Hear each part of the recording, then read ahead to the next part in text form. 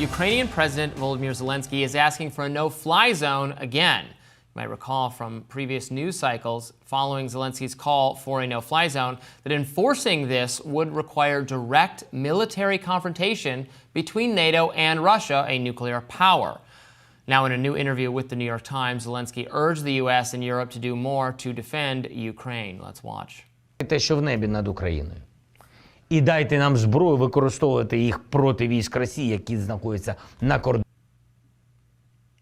The article, titled "What's the Problem?" Zelensky challenges West over hesitations, says that Ukrainian army is, quote, struggling to fend off fierce Russian advances all across the front, and that Zelensky is dismissing any, quote, fears of nuclear escalation, and proposed that NATO planes shoot down Russian missiles in Ukrainian airspace. So for context, Ukraine's army has been retreating as Russia's aerial attacks decimate Ukraine's electrical infrastructure, which has caused brownouts throughout the country. The Biden administration has banned the use of U.S.-made weapons to strike Russia in an effort to prevent further escalation of this conflict. Zelensky, when calling for NATO help, compared how the U.S. and Britain helped Israel shoot down drones and missiles from Iran last month. The Times interview comes at the end of Zelensky's 5-year presidential term, but Ukraine's March election was suspended because of the war, and Zelensky will remain in power under martial law powers. Some on the right were frustrated by the news. Popular X user Tim Young wrote on X, quote, Zelensky banned opposing political parties and will now continue to remain in office without an election because of his own declaration of martial law. Thank God we spent over $200 billion to defend democracy in Ukraine.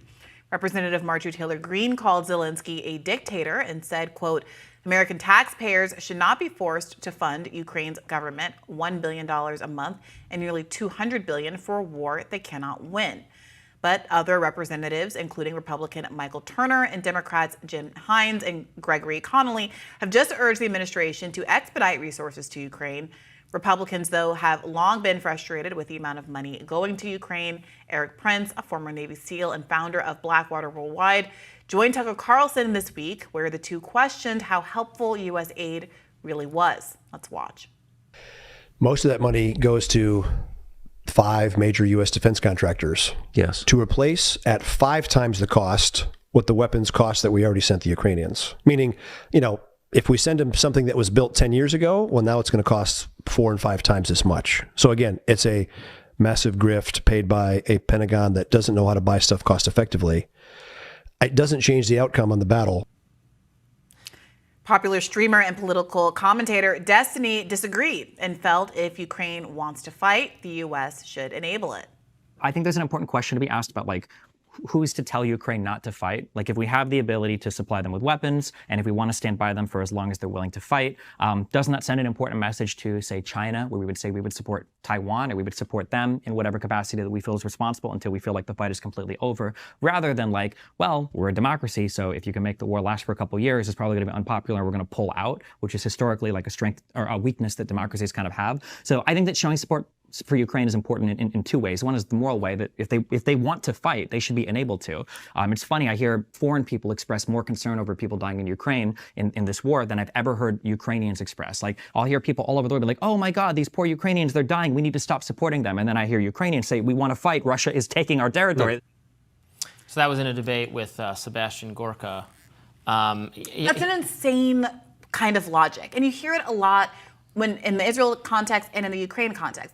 If Israel wants to fight and Ukraine wants to fight, they're allowed to fight. Right. But what is being asked is whether or not America, a different country, mind you, thousands of miles away, should be spending money to enable them to fight, especially in the context of Israel, I would argue, unlike Ukraine, where they are occupying a region and a more aggressive stance toward their opponents, as opposed to Ukraine, where the argument isn't that Ukraine isn't justified in fending off an illegal invasion of their own country, but that the party that's doing it is a nuclear power, and that the idea of being able to use force to force them out is not something that Ukraine has the ability to do. That when settlements were on the table, a month after the conflict started that could have maintained the bulk of Ukraine's territory and prevented over 100,000 lives being lost. The U.S. and the West and the U.K. should not have thwarted those negotiations. And now we're even in a worse place because America and the West is not willing to engage in World War III with Russia. So what is actually being gained from this exchange? And what is meant by the idea that they want to fight? Like, who's the they? Zelensky wants to fight, sure, and he wants. He gets to stay in office as long as this war goes on. Exactly. He wants the circumstances that could lead to World War III. Just like wants us to Netanyahu, shoot by the down. way. He wants us to shoot down their planes, but Ukraine is drafting people to serve in the army. I just read in the Associated Press from a month ago that they lowered the conscription age once again, so they're going to draft even more people. So it's not. I'm sure there are people who are willingly taking up arms to defend their country, as there are in every conflict, and I'm not at all mocking it. That is very brave. Again, they were invaded. However, yes, if they want to fight, they can fight. I'm not saying they don't have the right to resist their lands their invasion by Russia. But do we have to facilitate it? Do we have to create the conditions, again, that could lead us into conflict with Russia, which is exactly what Zelensky wants? Yeah, as you say, he's remaining in power. They're not having the election. He has banned opposition parties. He's banned opposition media, behaving in ways that do not befit a liberal democracy. And we say that Europe is at stake, that the values of the Enlightenment are at stake in this conflict. When the measures that Ukraine has resorted to, I don't know that they had to resort to them, they have resorted to them, are very much counter to the norms we profess. And so we're in this position, and it can't be won. Our military experts know that. His military experts know that. They are slowly retreating. They are losing territory. Their army is in shambles. The troops are demoralized. They're in horrible situations. Yeah. I've heard from reporters who've spent time there on the conditions of the Ukrainian military, the constant having to try to sleep, being totally unable through constant bombardment, hearing like explosions everywhere. The toll it takes, this has gone on for so long. It's not a sustainable, winnable situation. Diplomacy must take hold, or we will get to the place where all of Ukraine is swallowed. I mean, part of this story is also the access that Zelensky has to come and do this sort of a sit-down interview with the Western media and make this kind of direct appeal. It does represent, it seems, a shift from, a year or two ago when he was being invited to award shows and regularly appearing with the president. We've shifted into a new zone where America seems to be more invested in the conflict in Gaza. Remember, right after October 7th, Zelensky offered he's trying to tie the two things together. To come to Israel when Biden took his trip, and he was told, no, this isn't about you, this isn't for you. But you can see, I think there's a kind of like perverse wisdom in Zelensky trying to tie the fate of Ukraine to the fate of Israel, because there are all these parallels here. And that's part of what we've been talking about all week since the ICC warrants, the prospective ICC warrant conversation emerged. And I talked about this yesterday in my radar, that I think a lot of people have to reckon with the differences between how America is approaching the situation in Israel and how it's approaching the situation in Gaza. Why is it that when there's an ICC warrant to arrest Putin, who rightly is accused of committing war crimes in Ukraine, Joe Biden applauds it, even though America isn't a party to the ICC and it really should be none of his business? If he wants to maintain that standard. But when it comes to the ICC issuing warrants against Netanyahu and Defense Minister Yoav Gallant, suddenly this isn't a jurisdictional problem. They don't have any right to intervene. They have no jurisdiction over Israel. They have no jurisdiction over Palestine. Israel isn't a party to the ICC. Well, neither is Russia. So all of these hypocrisies are getting revealed that show that there is no sense of law and order. There is no sense of global law that democracies respect. This isn't really about protecting democracy, whether it's Netanyahu, who wants to pursue this conflict so that he doesn't get kicked out of office, or Zelensky, who might have very similar incentives. This is all about America picking and choosing winners and picking and choosing how it's going to spend American tax money ostensibly on various forms of foreign interventionism that don't have any direct relationship to the well-being of the average American. And that the average American is deeply skeptical of. Yeah.